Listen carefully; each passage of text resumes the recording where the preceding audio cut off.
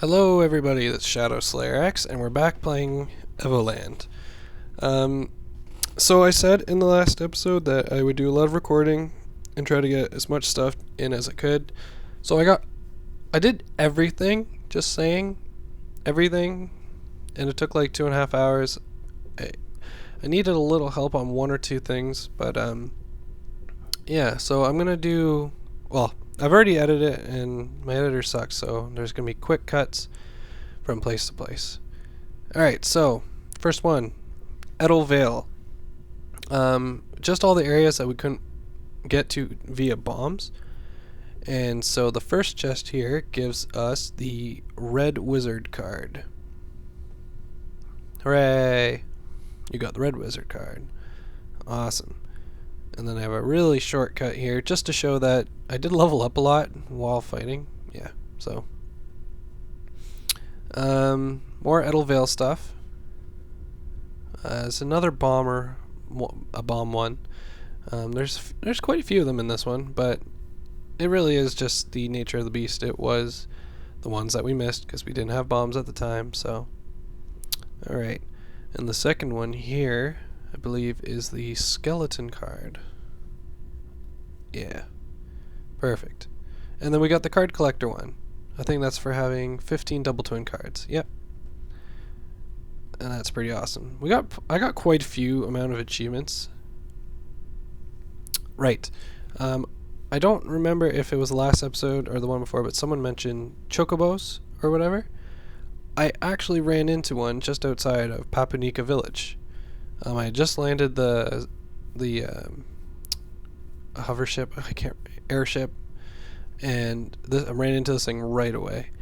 It hit really hard, harder than like anyone has probably besides Zephyros, but it was manageable. I could have used one of my big special moves, but I didn't.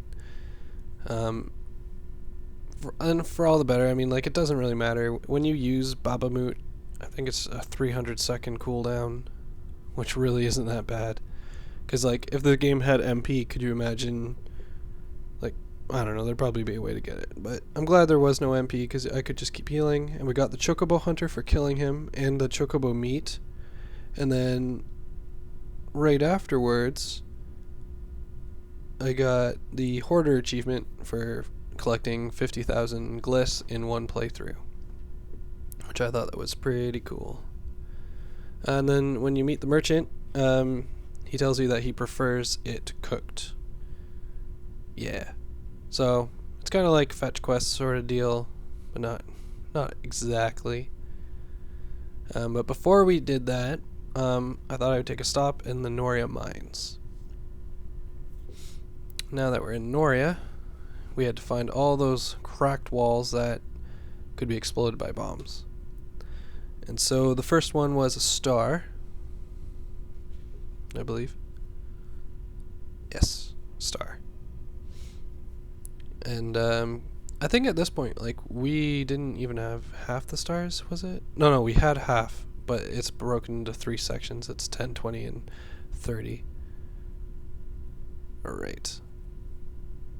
So then we came across our second cracked wall, use a bomb, back up, and get another star. I believe. Am I right? Yeah, got a star. There were a couple. I think there was just the one chest here two chests here that I saw and I did not know how to get to. In my next video, I'll show you exactly which ones I was talking about. Now this is one of them, but I figured this one out on my own. Yeah, but I'll get back to that later.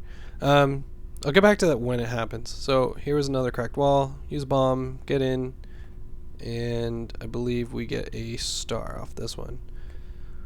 Yeah, that one chest, I couldn't figure it out because there's not like a second floor, so there had to be something that pushed you in, or you had to fall through something. I did try a few holes, but this is the one that worked, and I ended up getting the Clink card, so we had got us. Hooray. And then that was it for the Nuria Mines for now. Unfortunately, I did have to come back like 2 more times because I came back when I thought I figured stuff out. But yeah. Alright. Yeah, this was just, I was getting kinda ticked off that I kept fighting these guys, and I was like, maybe I can just use Babamoot, and I forgot about the 300-second timer. But he's awesome. I think he does max damage to all creatures, like their max HP, which is pretty cool. Alright, yes, we went back to Augai. Now, the way I was finding out where everything was is when you talk to Garen, he tells you an area where you're missing stars, he tells you an area where you're missing cards. He won't tell you exactly where they are, but you have to you have to go there, and that's where you'll find all the stuff. But he also tells you that someone in town can cook the meat. Now there's an edit here because it's not any of the people on the right side of the town. And this is me. I guessed it was the old lady right away, but I wasn't sure and went to go talk to everyone. Still in the somber mood after Kiara's passing in the last episode, which was really sad. But the old lady was the one we needed to talk to, and she's the one who cooks the meat for us. Huzzah. And then we know exactly where we have to bring it. So I started to head towards that merchant guy. Yeah, this is me just showing where. See, he tells there's one in the hidden cave. Thanks, guy. I think hidden cave, that was the one I had trouble with, but who knows. Alright, so. Right, I run into a battle. I was not happy. But battles aren't hard. Like, I can one-shot everything, but I still do find times where it doesn't one-shot, which kind of pisses me off. Alright, merchant guy. Now this was awesome, and this is why I didn't change the editing, because not that it would matter, but he has something nice for us. And it was this awesome bonus heart. Not that I don't think it would really be needed, but having 4 hearts was great. Thought that was so cool. Alright, and then this is the last part of this video. The rest of it takes place in the Forbidden Lake. We got the Cartographer achievement for just finding it, because there was no other way to get to it besides the airship. So yeah, this was a whole new area to me. This was just puzzle, and there was only one thing I was having a problem with, which I edited out. It was a good like 20 minutes of me going back and forth and back and forth and back and forth. I thought this was pretty cool. So you fire your bow through the thing, get a fiery arrow to hit the octorok or octopus thing, and you get takoyaki achievement, which I think is pretty cool. I wouldn't have thought of that, but there you go. Alright. Moving along. The editor I'm using right here, like, I think it's a good editor, but I don't know. Like, I'm trying to record a voice track and like watch the video as I'm doing it, but it lags every few seconds, so hopefully I don't have audio issues when I'm trying to sync it up. Really hope that's not the case, because like it lags, like I'm commentating what I'm seeing and then it stops for a few seconds and then speeds up super quick to catch up to where it's supposed to be, which sucks. So yeah, there was a lot of more of the time travel stuff, and we also got our first, I think this is a star here. I think this is an important star. I say it's an important star because we became the superstar of Evoland, collecting 20 of the hidden stars, which is pretty cool.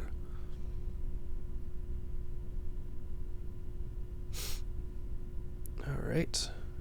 Yeah, hopefully hopefully I don't have an issue with the audio syncing, but maybe I can cut the audio to match what I'm trying to say. Yeah, so this is just fighting guys for a bit. This area was pretty nice. Like, I wish Evoland was a longer story, because I think it's going to end at Zephyros.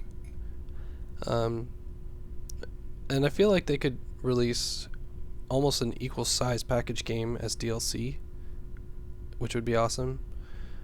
But then if they release an equal package game, then they might as well just release another game, but like Evoland 2 maybe. But who knows? I really liked it, and I think they could have done a lot more.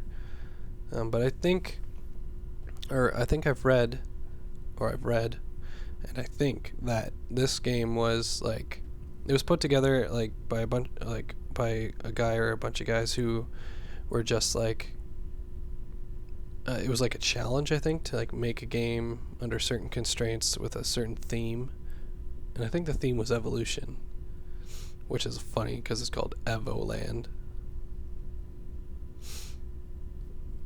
Alright.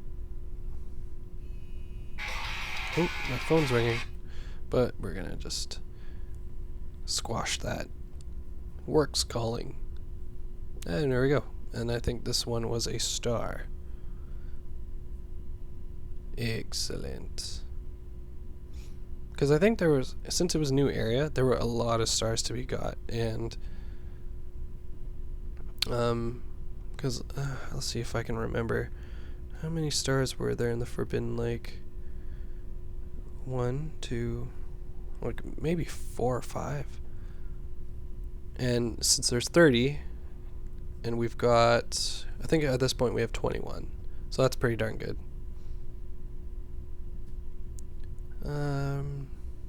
Yeah, so we were moving around, just killing stuff. Pretty much just making your way around. Ooh, I have a voicemail. Someone really wants to get a hold of me. Yeah, this is just your basic adventuring. Man, I'm really bad at commentating after something I've read. This was dumb. I don't know why I didn't switch to a sword. I mean, I eventually do, but like, I got like, just walked in there. Just like an idiot. Now we're reaching up to this one area that was giving me a lot of trouble. Like, I think I said that it was a good like, half an hour of me just going back and forth and back and forth. It's really bad. And here's our other star. I think it's 22 we're at this point. Yeah, like I was just getting lost. I think I cut it near the area where I realized, this is something I have to do. It has to be around here. And turns out it was. I just wasn't using my brain. Which would have been horrible if I had filmed normally. Oh my gosh. If I'd filmed that normally. Alright,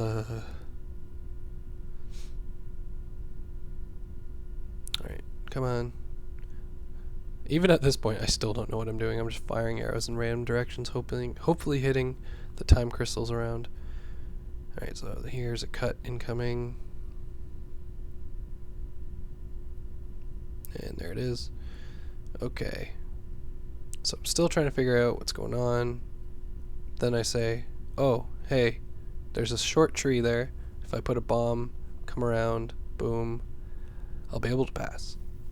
I was worried about not being able to come back. That was my big thing. I wanted to be able to have an arrow, fire arrow, burn the tree, but then it dawned on me, hey, maybe you're not supposed to come back. And then that's what progressed this story. So yeah, this area was easy. A bunch of bombs to break all the rocks. Shoot your fire arrows to hit all of the sconces. Ooh, you like that?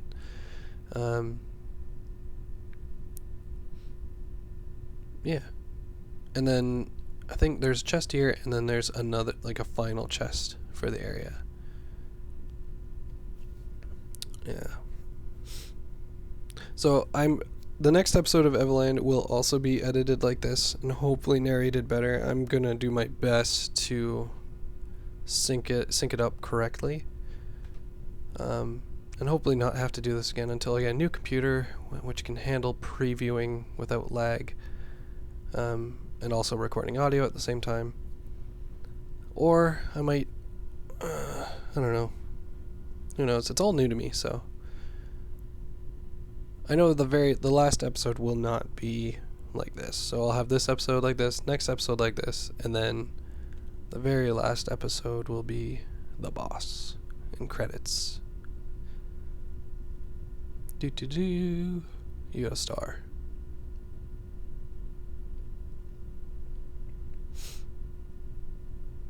Come on, Clink.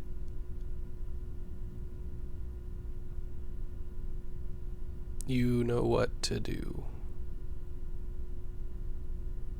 Yeah, because this is just the very end. There wasn't much left.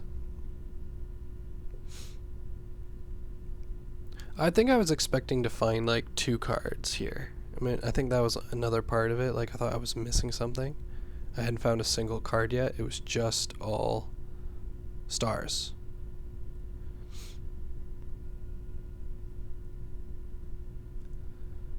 There is me realizing I have to burn another bridge here with a bomb.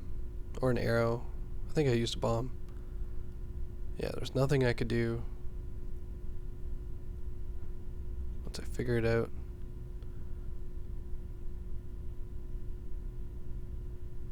I'll figure it out eventually. Come on.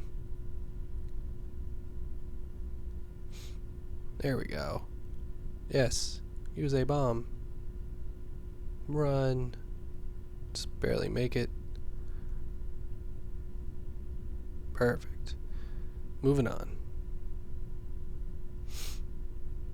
There's the chest that we saw at the very beginning, which funnily enough houses the card Zephyros. Whoops, I am wrong. Ha ha ha. Take that back, it's a star. The next one's the one that houses the funnily enough card named Zephyros. Hooray! Which is actually a really strong card in the game. Alright, so that's it. That's all. That's Evoland. This is ShadowSlayerX and Clink. Forgive me if this episode's not good. I'm doing my best here. See you next time.